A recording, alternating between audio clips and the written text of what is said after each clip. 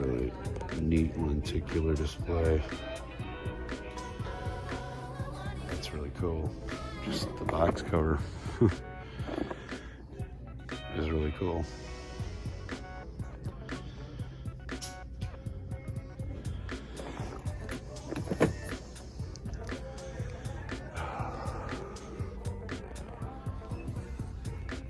Salute me, familia.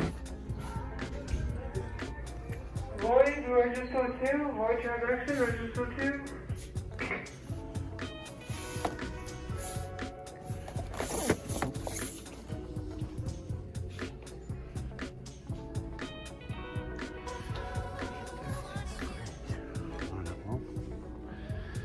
That's that.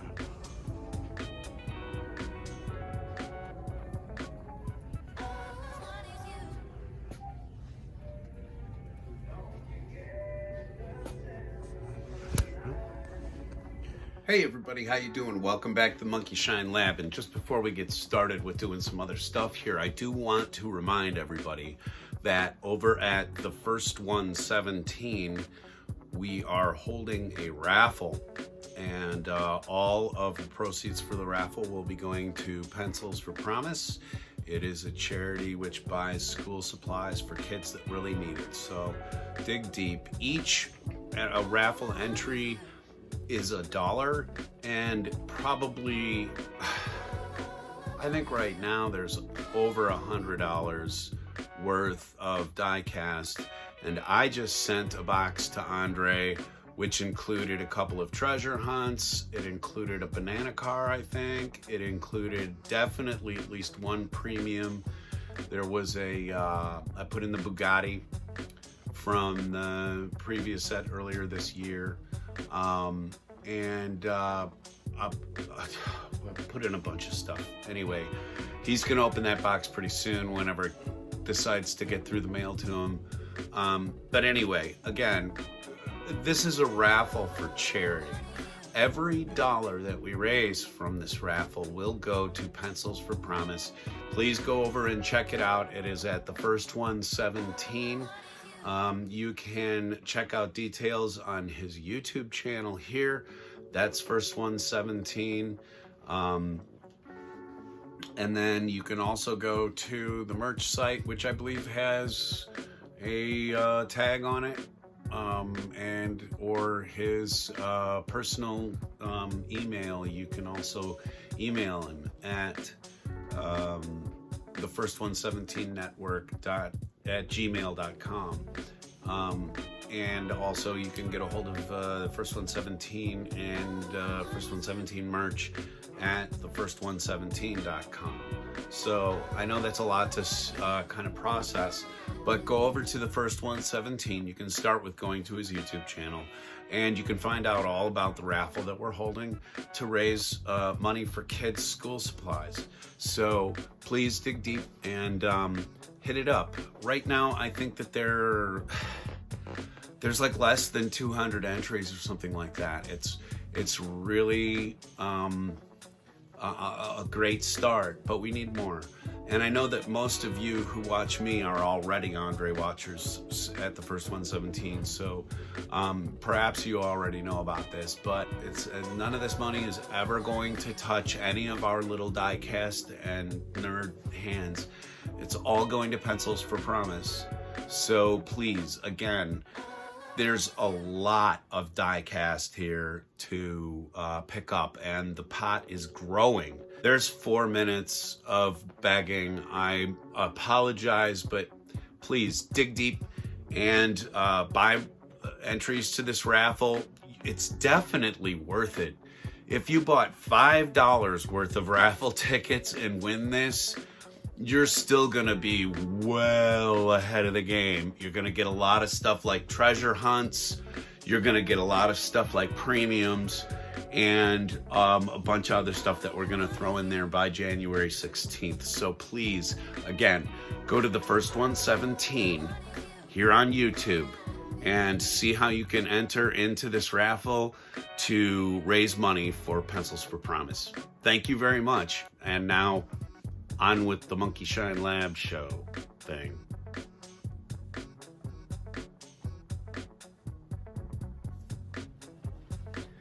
Hey everybody, welcome to the Monkey Shine Lab, and today what we're going to do is a little bit of everything because I've got a bunch of stuff that's kind of building up.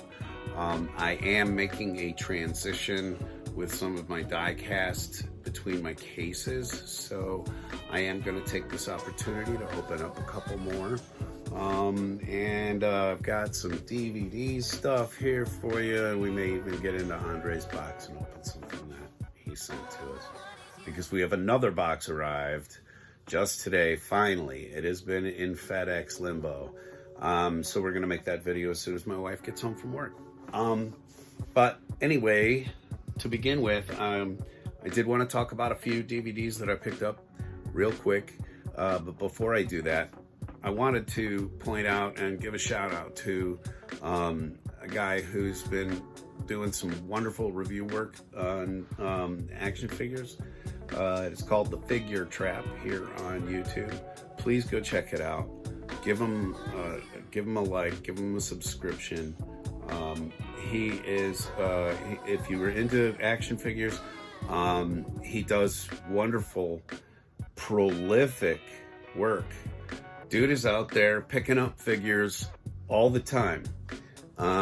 He's doing it on his own dime, I think. He's blowing my mind with the amount of content that he is producing, really good content. So go check it out. He's got lots of figure reviews, and he's got a whole bunch of shorts, which are also really cool. Anyway, that's The Figure Trap here on YouTube.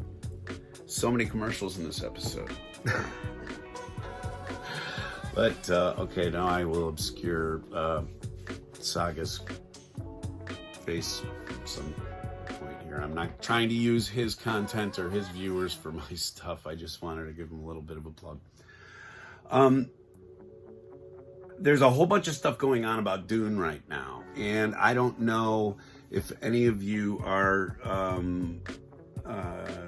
familiar with a director named Jodorowsky. He's a kind of a lunatic. He does some really strange films that are kind of fun, like El Topo is one of his, I think, and definitely the Holy Mountain is another one of his films. Make yourself some mushroom tea first. It's that kind of stuff. Anyway, he's a very weird, very, very visionary guy. And back when David Lynch originally got the job for doing Dune, this is another director who was thought about for making the film, and he put a lot of work into pre-production on the film, and so there's a lot of material here about his version of Dune, which was never made. But it was very interesting to me that they're re-license filming the Dune series now so that they don't lose the licensing on it and it doesn't revert back to Herbert's thing or whatever.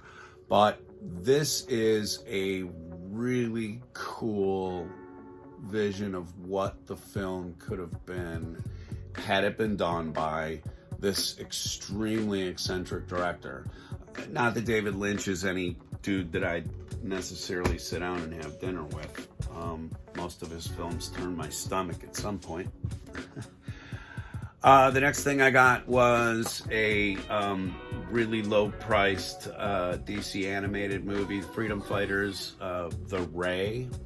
The reason why I picked this up is because this character is, well, he's gay, first of all. Not first of all, but he happens to be. So I really kind of thought it was an interesting character and that I'd really like to learn more about it and stuff like that. So anyway, pick this up. The animated version of the Ray. Seems like an interesting character to me. Also, okay, 'tis the season, but gosh knows when you're going to watch this. So If you're not watching this during the Christmas holiday, I apologize, but this is one of my new favorites for combating the doldrums of watching A Christmas Story one more time. I mean, there's nothing I have against the leg lamp. I don't mind it.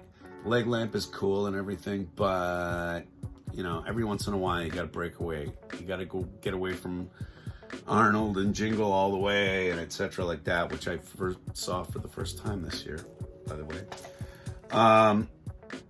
This was one that I caught last year. We rented it, and you have to be careful of imitators because there's a whole bunch of films that are out by this name now. But this is Krampus. This came out in 2018 or something like that. It's from Legendary Pictures and a film by Michael Dougherty, Adam Scott, Toni Collette. You know, I mean, this is one of the weirdest gotta watch every holiday film now for me. And I am gonna definitely pop this in the next couple of days because as I film this, we are approaching Christmas holiday. You know, that's just the date. So happy holidays to everybody, no matter what race, creed, or religion, or whatever you want to call your home state of getting through the day. I'm good with it. I was raised by a bunch of people who went to church. So that's what I do. I do celebrate the Christmas thing. That's another story, though. It's another long, vloggy story. Let's get back to movies. Everybody get ready to boo. Everybody get ready to hiss. I bought a copy of Mario Brothers, Super Mario Brothers, because reasons. Everybody thinks it's a terrible film. I don't think it's a terrible film. I think it's actually kind of an interesting fantasy picture, but yeah, it's not Mario. How can you make a movie about Mario, for crying out loud? Especially starring Dennis Hopper. Things are definitely going to get strange if you're doing a movie with Dennis Hopper in the 80s.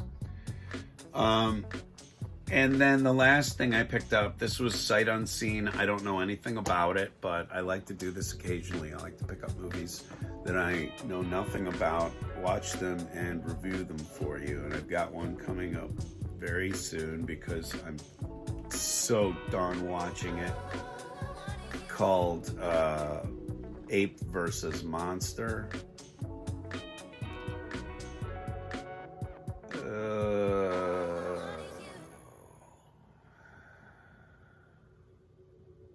The things I do for you, the shit I sit through for you. Anyway, this is probably not going to be shit because it was rated well on Rotten Tomatoes, at least for now. And it's called Boys from County Hell. It's got a couple of gee, I like this, but when you're in a film festival in 2020, did your film actually get seen? If a film plays in 2020, did it actually get seen by anyone? I think so. So anyway, it's a Shudder exclusive. Shudder is sort of a pay streaming service that is based solely around horror movies and horror productions. This looks to be kind of cool. It's about vampires, and so you can check that out pretty soon. Really soon. I'm done watching Ape versus Monster. I'm done. Eric Roberts can suck a fart out of my ass. I'm done. Anyway, let's move on to something else, shall we?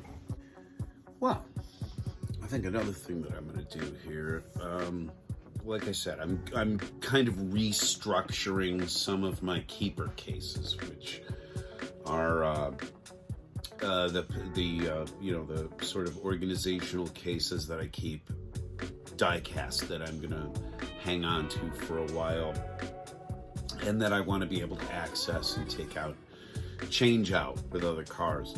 I have limited amounts of space, so and I don't want to look at the same thing all the time. You will see that things behind me tend to change a bunch.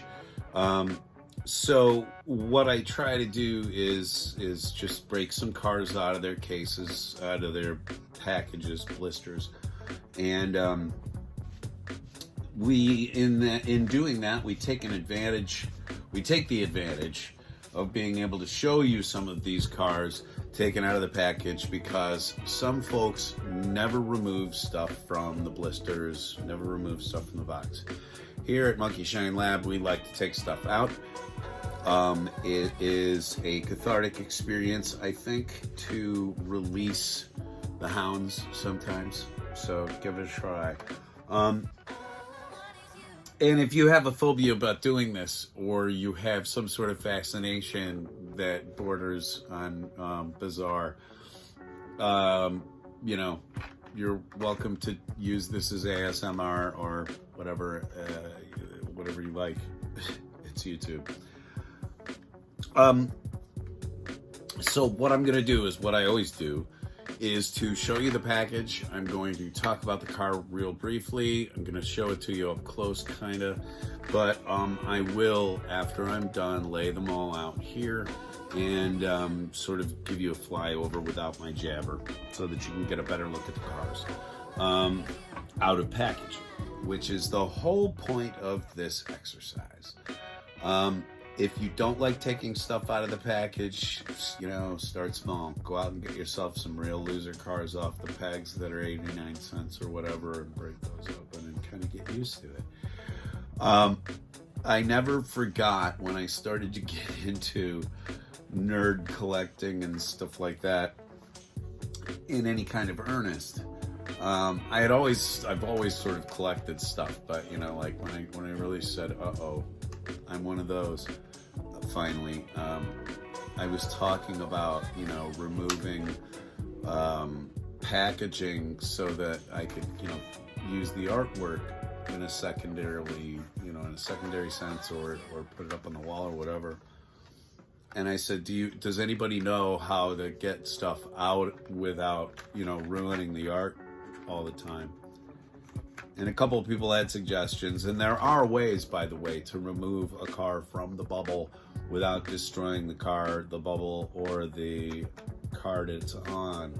If you want to learn how to do that, please go check out Nostalgic's channel and or Shelby Street Diecast. But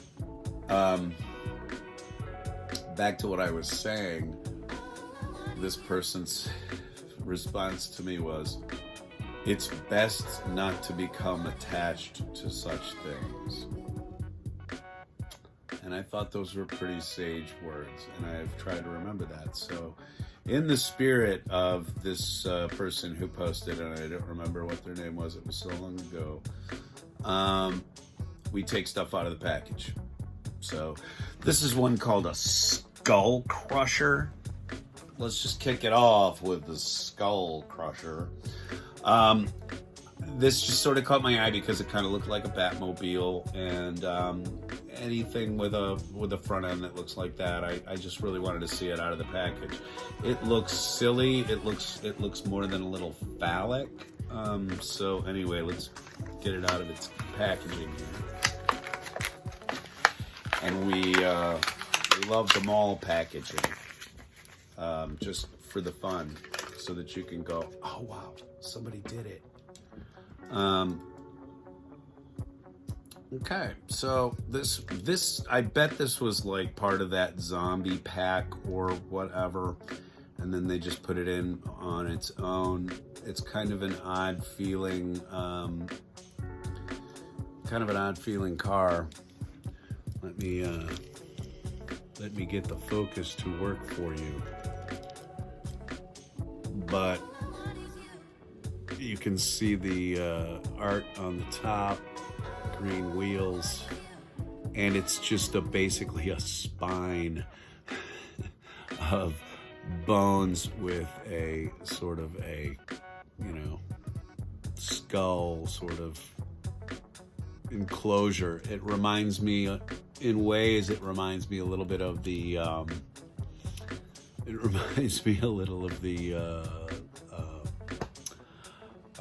the German helmet, the World War I German helmet one, the Red Baron from way back in the day. But there's a little skull insignia on the back bumper. That's kind of cute. I don't know. The chassis feels like what's metal. The top plate all feels plastic. But anyway, on to the next car. We've got a few of those sort of seasonal cars. This was the day, the Day of the Dead that came out. The 33 Ford Lowboy, any 33, 32 Ford Coupes, kind of stuff like this. I just love. This is really neat artwork. Very eye-catching from across the store. And I just, anything with, I'm so juvenile, I guess.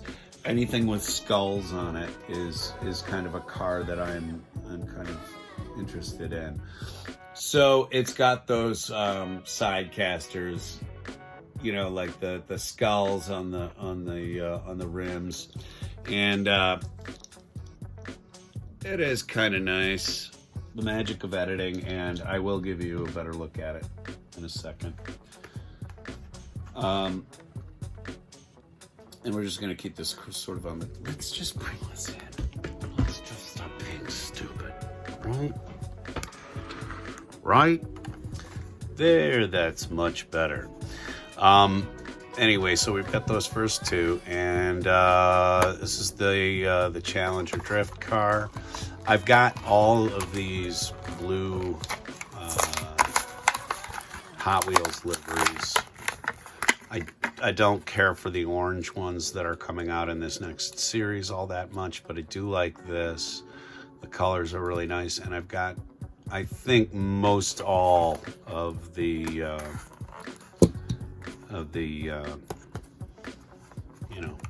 Hot Wheel livery.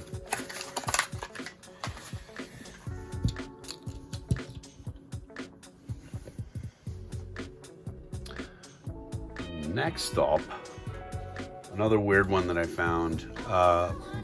The Bone Shaker is one of my absolute favorite castings, and when I saw that they had like an off-road sort of version of it, had to have one. This may have come out in other colors before, but it's the first time I've seen it, honestly.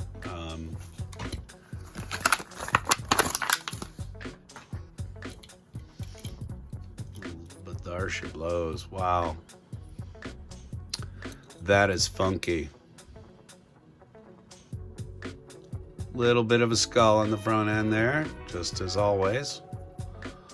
I like the piping. That's fun. It's a lot of fun.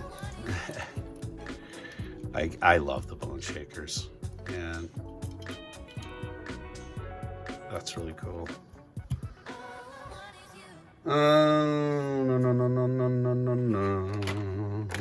How about a Liberty Walk? I just bought one of these. I thought that the overall do-up of the car was really nice.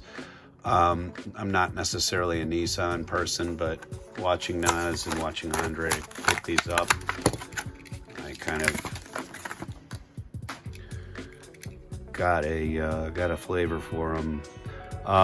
Kind of very basic in terms of the rims, but they really did get the front end finished, and of course, the side decal work and etc. is good, but boy, this is a fantastic casting. I mean, there's so much detail to the aerodynamics. That's really nice. And my own personal thing, they finished the lighting and all that other good stuff on it. So yeah, cool. I'm gonna open up this Aston. It's sort of an emergency livery, but I like Aston Martin a lot. So I sought this one out. Again, I only picked up one of these, just sort of thought I would have it in my collection. Again, I like the they finished it. They got decals on the lights. They did the front grille a little bit. And, oops. Not finished on the back end. So weird. What's going on, Hot Wheels? I mean, what's the deal with that? Porsche Taycan. I picked one of these up for my nephew, and can't remember if he. Oh no, yeah, I sent him one. I sent him one of these, and then I ended up picking up one myself because I do like Porsche. This design isn't wowing me or anything. It kind of looks like everybody else's sedans out there now. But again, good on you for finishing it. Putting a little license plate on there and everything. I mean, thank you, Hot Wheels, for actually finishing some cars. I like the color too. Really like that paint. That's neat. Next, another one of these Day of the Dead. This is a Barracuda. They call it a King Cuda. So it's a little fantasied out, but I do love this Day of the Dead stuff with the skulls on the wheels. I like the red ones a little better than the white centers, but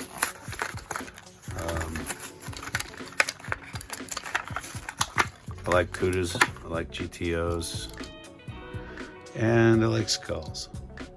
Though I do not have any of them tattooed anywhere on my body. Check that out.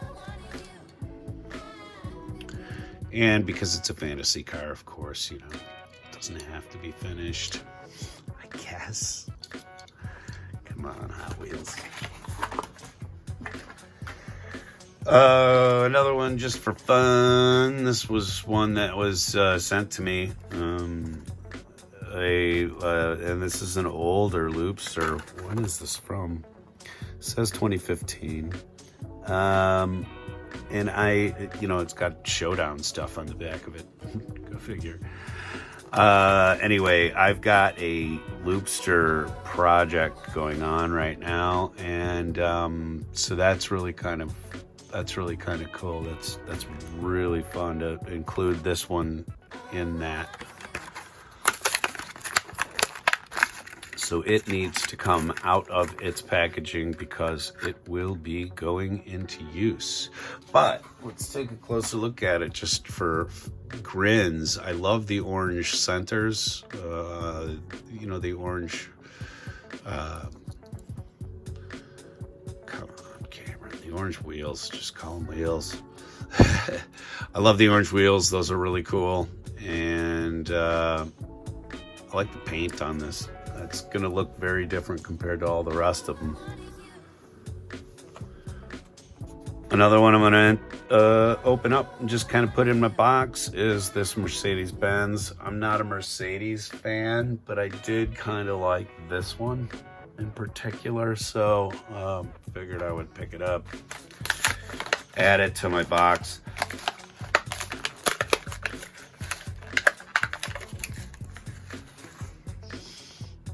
But it was really kind of a classy looking Mercedes from back in the day, so I don't mind it. I don't mind some of their designs. I'm just not a Mercedes fan for reasons. Okay, went over to my pile because just kind of looking through at some stuff that I did want to get opened.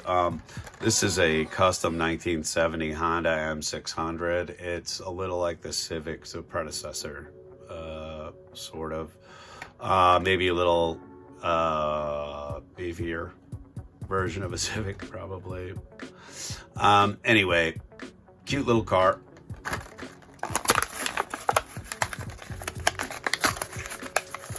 I love, like, if you play Gran Turismo at all, if you are into, you know, that game and the tuning, oh, very nice. They did the front end really well and the back end.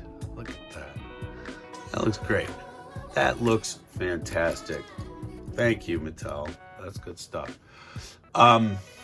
Anyway, if you played Gran Turismo at all, my roommate used to hate the what he called the lawnmower engine cars, and so he would always ask me to drive those races for him because I actually liked tuning up the little lawnmower cars. So that N600 is really outstanding to me. I love it. And then the last one I'm going to open is a standard Mario Kart. To my box just for fun. I do not have any other Mario Kart stuff really. I think I have some for trade, like I have some dry bones, and I think I have some other stuff I might have, but I did play Mario Kart like everybody else in the world. I played a bunch of Mario Kart, so when this clean cart with no character on it came out, I was like, yeah, I want to get rid of those. And hey, answer down in the comments if you would. Is it cool? Like, I want to know if somebody's actually like really kind of digging the idea that some of these things are getting opened up. And, you know, that you're getting a better sort of 3D look at them. I'm just wondering, you know, what this is doing for people, if they like it or not. Anyway, it's only a segment. Stick around, we'll do something else.